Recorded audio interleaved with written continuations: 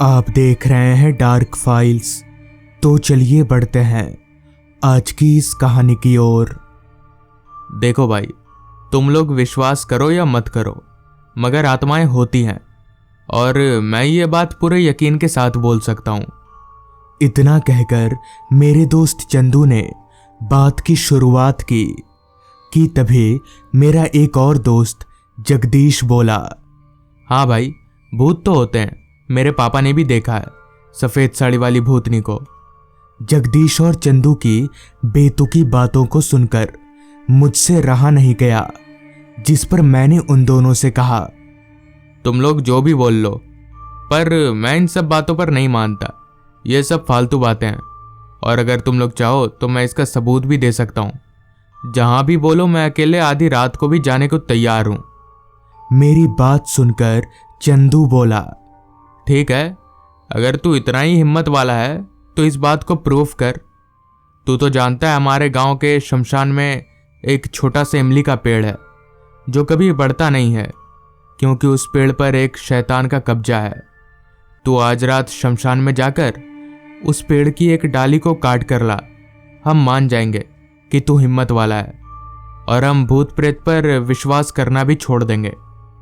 मेरे दोस्त के मन से डर निकालने का ये सबसे अच्छा मौका था, जिस वजह से मैं बिना किसी अगर मगर के ये काम करने के लिए तैयार हो गया और फिर अपने घर चला आया।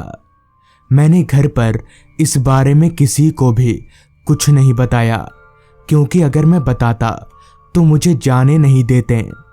कुछ ही घंटों में रात हो गई, जिसके साथ ही मैं छिपते छिपाते अपने घर से निकलकर उस शमशान की ओर चल पड़ा। हमारे गांव से वो शमशान थोड़ी ही दूरी पर था, तो 15-20 मिनट पैदल चलकर मैं वहां आराम से पहुंच जाऊंगा। रास्ता खेतों के बीच से होकर था, इसलिए रास्ते पर एक भी स्ट्रीट लाइट नहीं थी। हालांकि मैं टॉर्च लेकर आया था, जिस वजह से मुझे कुछ खासा दिक्कत भी नहीं हो रही थी। कुछ दूर चलने के बाद अब मैं शमशान के काफी नजदीक था। हालांकि मैं डरता नहीं था, मगर पता नहीं क्यों उस माहौल में बीच बीच में मेरा बदन सिहर जा रहा था। अब ऐसा डर की वजह से हो रहा था या कोई और बात थी, ये नहीं पता। खैर, कुछ ही देर में मैं उस शमशान में पहुंचा।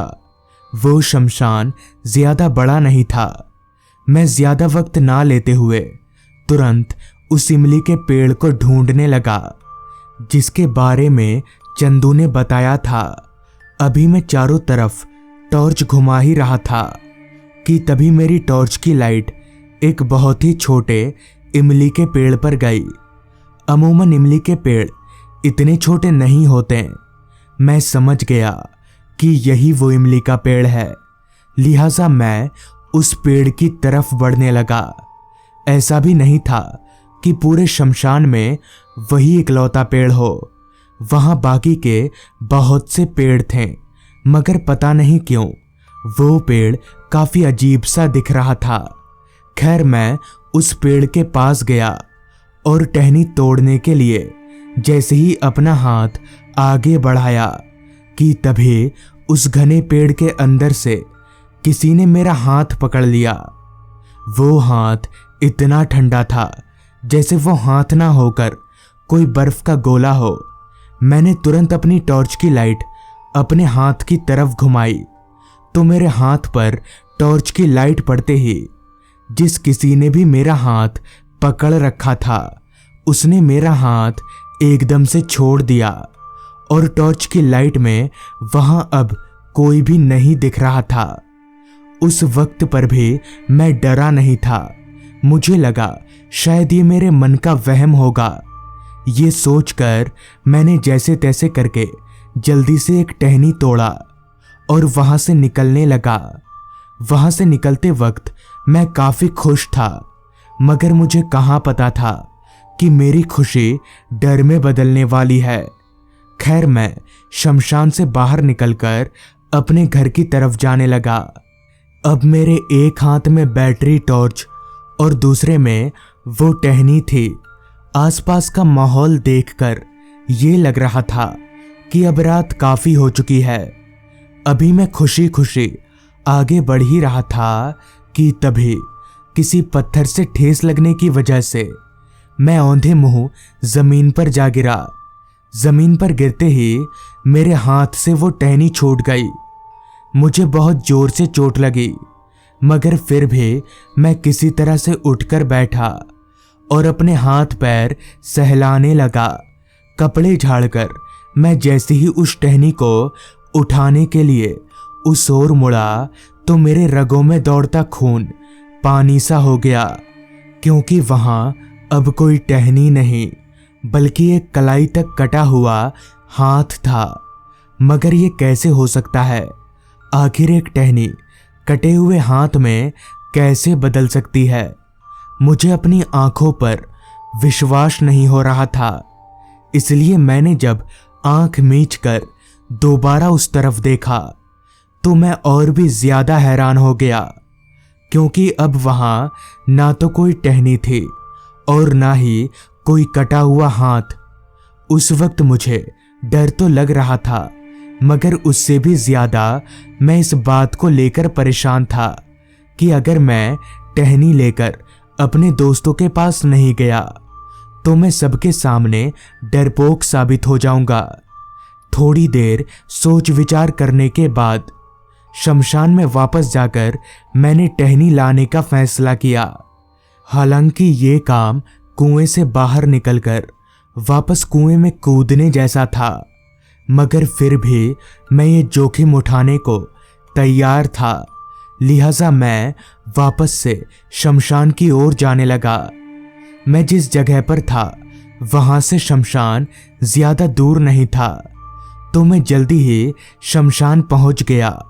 शमशान पहुंचकर सीधे उस इमली के पेड़ के पास गया और टहनी तोड़ने के लिए आगे बढ़ ही रहा था कि तभी मैंने जो देखा वो देखकर मेरा कलेजा कांप गया और मेरे हाथ पैर जोर जोर से कांपने लगे, क्योंकि उस छोटे से इमली के पेड़ पर दूर से जो मुझे टहनियां दिख रही थी वो पास आते ही एकदम से इंसानी कटे हुए हाथों में तब्दील हो गए। उस पेड़ पर अब सिर्फ इंसान के कटे हुए हाथ ही नजर आ रहे थे। मैं समझ गया कि यहां दाल में कुछ काला नहीं बल्कि पूरी दाल ही काली है। अब मेरी हिम्मत पूरी तरीके से टूट चुकी थी।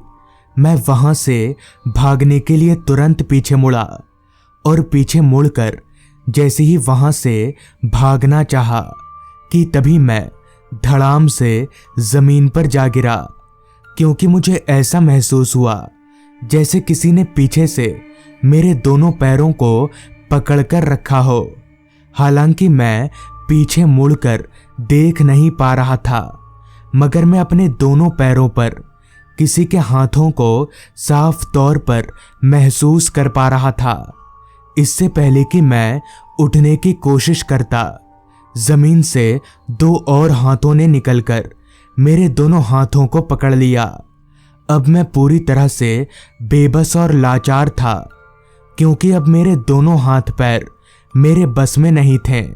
वो हाथ जिसने जमीन से निकलकर मेरा हाथ पकड़ा था वो पूरा जला हुआ था। अब मैं अपने बचने की उम्मीद लगभग खो चुका था। एक बार को तो मैंने सोचा कि चिल्लाता हूं, मगर फिर ये सोचकर रुक गया कि उसका कोई फायदा नहीं होगा। यहां आसपास तो कोई घर ही नहीं है। अभी मैं वहां पर छटपटा ही रहा था कि तभी मुझे सामने की तरफ से मेरी ओर कोई आता हुआ दिखा। वो जब मेरे करीब आया तो मेरे होश फाख्ता हो गए, क्योंकि उस आदमी का चेहरा पूरा जला हुआ था। डर और घबराहट मुझ पर इस कदर हावी हो गया था कि मेरी आंखों के सामने सब कुछ काला काला सा होने लगा था। मगर बेहोश होने से पहले मैंने इतना सुना कि उस आदमी ने ये कहा, तुम्हारी हिम्मत की दाद देनी पड़ेगी। और फिर मैं बेहोश हो गया। अगली सुबह जब मेरी आंख खुली तो मैं शमशान में ही पड़ा हुआ था। उस रात मेरी जान तो बच गई, मगर उस पिशाच ने मुझे क्यों छोड़ दिया ये आज तक कोई बता नहीं पाया। तो दोस्तों, ये थी आज की कहानी। अगर आपको ये कहानी अच्छी लगी हो तो चैनल को ज़रूर सब्सक्राइब कर लें। तो मैं आपका दोस्त आर्यन जल्द ही मिलूंगा आपसे ऐसी ही एक कहानी के साथ।